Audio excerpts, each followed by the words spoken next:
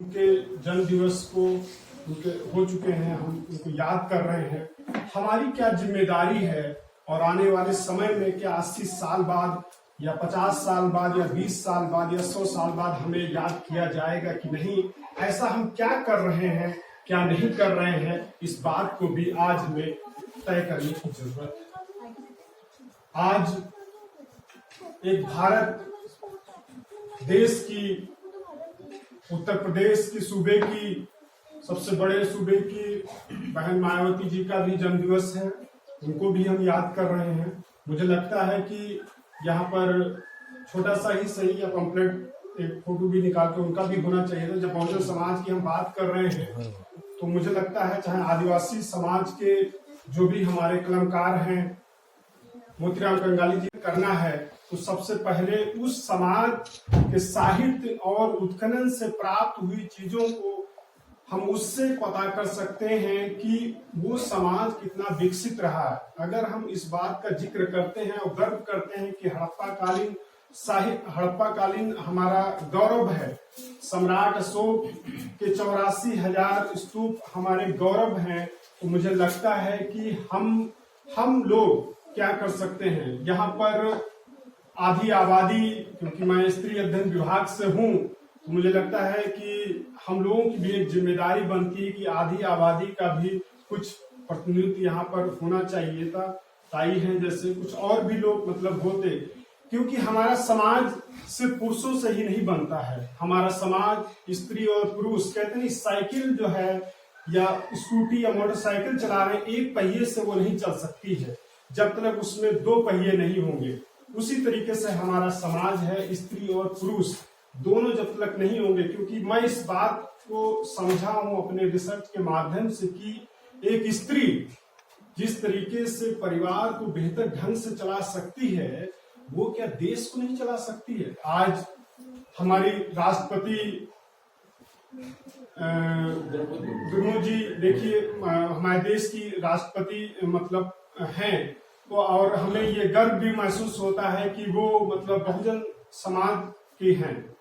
तो मुझे लगता है कि बहुत सारी बातें हैं जिन पे कुछ मैं अभी मुझे भी ये नहीं पता था यहाँ पर क्या कार्यक्रम है, सबने जैसा बताया तो मुझे कहा ठीक है चलते हैं।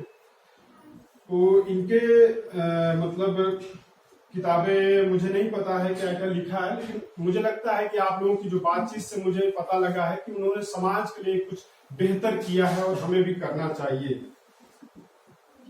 संविधान की में ये बात है सबसे ज्यादा हमारे लोग खासकर करते क्या है कि हम लोग राजनीति पे तुरंत चले जाते हैं, राजनीति की ज्यादा बातचीत होती है। लेकिन संविधान का अगर प्रेम्बल को पढ़ें तो उसमें सबसे पहले है सामाजिक, आर्थिक, राजनीतिक और न्याय। मुझे लगता है कि उस संदर्भ में बाबा साहब ने कहा कि हम सामाजिक स्तर पर अगर यूनाइट नहीं होंगे, बावन मेश्राम भी या और तमाम सारे लोग जो हैं, क्योंकि जब भी हम संगठित होंगे, चाहे किसी भी सरकार की सत्ता हो, बीजेपी की हो, कांग्रेस की हो या अन्य किसी की, वो हमारा काम करेगा। अगर आदिवासियों की जमीन को छीना जा रहा है या दलितों का अत्याचार हो रहा है, विश्वविद्यालयों में वंचित समाज के लोगों की सीटें नहीं भरी जा रही हैं, अगर हमारे लोग हजारों के ग्रुप में अगर यूजीसी जाते हैं, प्रधानमंत्री कार्यालय पे जाते हैं या विश्वविद्यालय में जाते हैं कि हमारे बच्चों पर यहाँ अत्याचार किया जा रहा है, मुझे लगता है कि उनकी औकात नहीं है कि हमारे बच्चों पर जो है अत्याचार कर सके। क्योंकि हमारा समाज तमाम सारे संगठनों में बटा हुआ है, उसका खामियाजा हमारे ही समाज के बच्चों और हम सभी को भुगतना पड़ता है।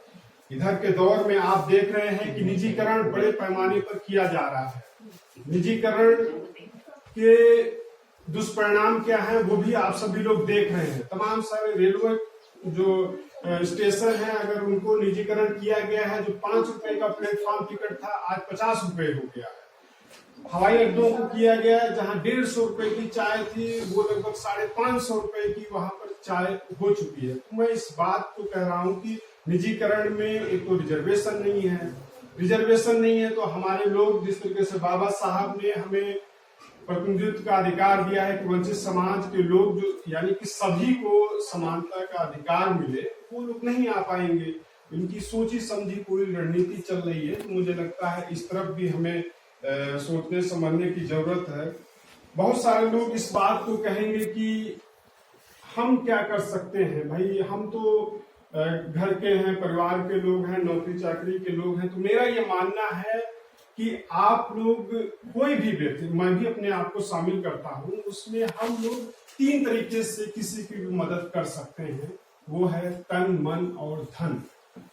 अगर हम जॉब में हैं तो हम नहीं जा सकते हैं, ठीक है, ये कार्यक्रम कोई कर रहा है, जो भी इसके लोग ऑर्गेनाइजर हैं उनको हम धन से सपोर्ट कर सकते हैं और मन से, ठीक है आप करिए। अगर हमें समय मिला तो हम 10 मिनट के लिए, आधे घंटे के लिए आएंगे। बहुत सारे लोग इस तरीके से निगलेक्ट कर देते हैं। मुझे लगता है कि हमें सोच बदलने की जरूरत है। और जब हम सोच बदलेंगे, कहते नहीं, किसी व्यक्ति को अगर हमें बदलना है तो सबसे पहले उसके विचारों को बदलना पड़ेगा। बाबा साहब ने जिस तरीके से कहा है कि लोगों को, अलग अलग जाति, धर्म, संप्रदाय के लोग हैं, हम उनको इकट्ठा नहीं कर सकते हैं। उनको सिर्फ एक चीज से जोड़ा जा सकता है, वो है विचार। क्योंकि विचारों के माध्यम से, मुझे लगता है कि मैं कुछ चेहरे यहाँ पर जान रहा हूं, लेकिन वीके जी ने हमें कहा तो सिर्फ एक विचार ही है। उनका एक फोन आया, मैंने कहा ठीक है आप जब भी आएंगे मैं तैयार होकर के रहूंगा। मुझे लगता है वो विचार का जो सूत्र है, मुझे वो यहाँ तक खींच करके लाया। या मैं कभी कुछ कर रहा हूं तो मुझे लगता है विचार, कोई हमारी रिश्तेदारी नातेदारी यहाँ पे नहीं है, लेकिन बहुत सारे वर्धा के लोग हैं, मैं जाता रहता हूं तो आप लोगों के बीच में रह करके बहुत सारा सीखा और समझा, जो मुझे प्यार मिला है। और जैसे कि किसी भी समाज के, ये बात सही है, अगर गोंडी धर्म है 750 का अगर हम जिक्र करते हैं, अपने सल्ला गागरा का फोटो लगा हुआ है, बिरसा मुंडा का लगा है। अम्बेडकर पार्क में भी अगर कोई लोग गए होंगे तो वहां पे भी बिरसा मुंडा का स्टैचू बना हुआ है। मैं इस बात को यहाँ पर कहना चाहता हूँ कि किसी भी समाज के अगर प्रचारक नहीं है तो चाहे जितना समाज समृद्धशाली हो, वो एक ना दिन वो नष्ट ही हो जाता है। क्योंकि सम्राट अशोक ने अपने पुत्र संघमित्रा और एक क्या नाम था उनके बेटे का नाम, संघमित्रा, और मुझे नाम नहीं ध्यान आ रहा, उन्होंने दोनों को श्रीलंका मतलब भेजा था। तो मेरा कहना का तात्पर्य ये है कि आज हम लोग चाहते हैं कि समाज में परिवर्तन तो हो, लेकिन हमें उसके लिए त्याग करना पड़ेगा, हमें उसके लिए दान करना पड़ेगा। अगर ये सही बात है कि कुछ लोग कहते हैं कि बच्चे सीमित होने चाहिए, लेकिन मैं भी इस बात को समझता था, और हमारे भंते कार्णिक जी हैं, और मैं इस सोच को बदला कि आने वाले समय में, अभी तो सिर्फ मेरी एक बेटी है, लेकिन हमें यकीनन अगर जिस भी धर्म संप्रदाय को हमें आगे बढ़ाना है और सशक्त करना है तो हमें बलिदान करना पड़ेगा। हमें अपने ही जो जिगर का कहेंगे टुकड़ा है, हमें उसके लिए दान करना पड़ेगा। तभी जो है एक बेहतर समाज, जो हमारे दिमाग में संकल्पना है, जिसमें सभी को समता, स्वतंत्रता, बंधुत्व और न्याय मिले, तो मुझे लगता है यही कॉन्सेप्ट अंतराम जी का या मोतीराम कंगाली या तमाम सारे लोग जो हमारे बहुजन समाज के साहित्यकार हैं, जो उनका मूल जो उद्देश्य रहा है कि सभी को समान रूप से देखा जाए, और वो बाबा साहब द्वारा लिखित संविधान भी हमारा वो हमें पढ़िए जाइए कि भाई ये कार्यक्रम कर रहे हैं। जाहिर सी बात है, कार्यक्रम कोई एक व्यक्ति जो है अपने एक बार करवा सकता है 5-10 हजार रुपए लगा करके, क्योंकि वो इतनी किसी को मुझे नहीं लगता है कि अर्निंग है कि वो जब भी कोई कार्यक्रम हो वो इतना कर सकता है। तो मुझे लगता है कि पे बैक टू सोसाइटी, आप जो भी काम करते हैं थोड़ा थोड़ा उसके माध्यम से किसी पे बर्डन भी नहीं पड़ेगा और हमारा कार्यक्रम भी हो जाएगा। तो मुझे लगता है ये सब बातें हैं जिनपे मुझे लगता है कि हम सभी को गौर करने की जरूरत है। और ये हमारे जो कलाकार हैं, मुझे लगता है इनसे सीखने की भी जरूरत है कि अगर मैं स्वयं भी अभी ये तय किया हूं कि अपनी दिनचर्या में से कुछ चीजें जो है, कुछ लाइनें, उसको डेली लिखने की कोशिश करूं। लेकिन अभी तय किया हूं, लेकिन अभी वो रूटीन में नहीं ला पाया। कल सोच रहा था कुछ लिखूंगा, लेकिन थकान के कारण नहीं लिख पाया। तो मुझे लगता है हम सभी लोग ये तय करें कि क्योंकि इतिहास कैसे बनेगा, साहित्य का निर्माण कैसे होगा, कोई ऊपर से तो आएगा नहीं, जमीन से निकल के तो आएगा नहीं कि वो आएगा एकाएक जो है साहित्य का निर्माण कर देगा।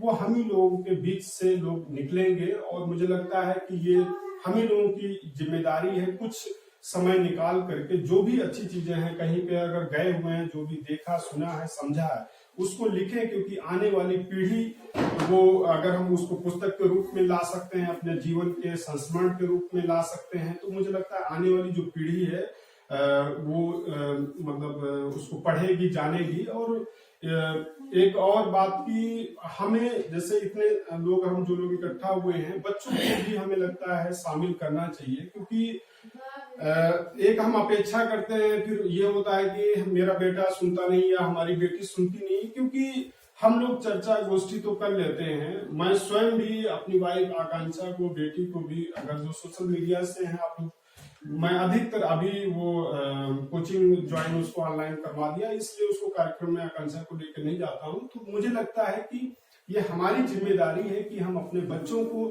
जाहिर सी बात है, मेरा मानना है कि जो भी हमारे बच्चे छोटे हैं वो जाएंगे, वो नहीं ज्यादा समझ पाएंगे, लेकिन वो इतना तो जरूर समझेंगे कि हमारे पिताजी या मम्मी जी या भाई आखिर वो कर क्या रहे हैं, पुष्प अगर चढ़ा रहे हैं, अगरबत्ती या कैंडल जला रहे हैं, यानी कुछ ना कुछ उसका मीनिंग है।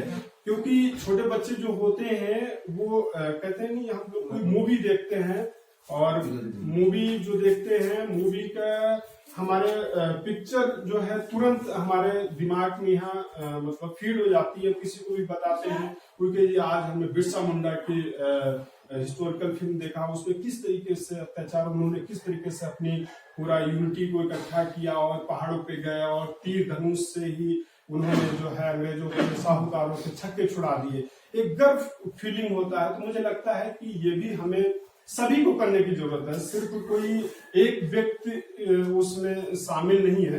तो मुझे लगता है यही सारी बातें हैं। और वैसे तो आप लोग सभी लोग हमसे उम्र में ज्यादा हैं, अनुभवी हैं। मुझे लगता है कि मैं ज्यादा कुछ नहीं, वही बातें जो अमूमन होती हैं उन्हीं को मैं रिपीट कर रहा हूँ। कोई नया मुझे लगता है ज्यादा उस तरीके से नहीं, लेकिन ये जरूर ये तय करने की जरूरत है कि आज जिस बात को मैंने पहले भी कहा है कि अंतराम जी के 80 साल बाद अगर हम उनको याद कर रहे हैं, 10-20 लोग यहाँ पर इकट्ठा होकर के, तो आज ये प्रण लेने की जरूरत है कि जब हम नहीं होंगे तो हम आखिर ऐसा क्या कर रहे हैं कि आने वाले समय बाद जो हमारी पीढ़ी है वो हमको 20 साल बाद याद करेगी कि नहीं करेगी, ये यकीन आज तय कर लेने की जरूरत है। तभी लगता है मुझे अंतराम जी के जो विचार हैं, मोतीराम कंगाली सर के जो विचार हैं, बाबा साहब के विचार हैं, बिरसा मुंडा, झलकारी बाई, तमाम सारे ऐसे जो महापुरुष बहुजन समाज को जो आगे ले जाने के में उन्होंने अपना योगदान दिया है, तभी मुझे लगता है उनको एक हम सच्ची श्रद्धांजलि और उनको अपने नमन कर सकते हैं। यहीं पर मैं अपने बात को समाप्त करता हूं। आपने मुझे बुलाया, इसके लिए बहुत बहुत आपका धन्यवाद। जय भीम, जय भारत, सेवा।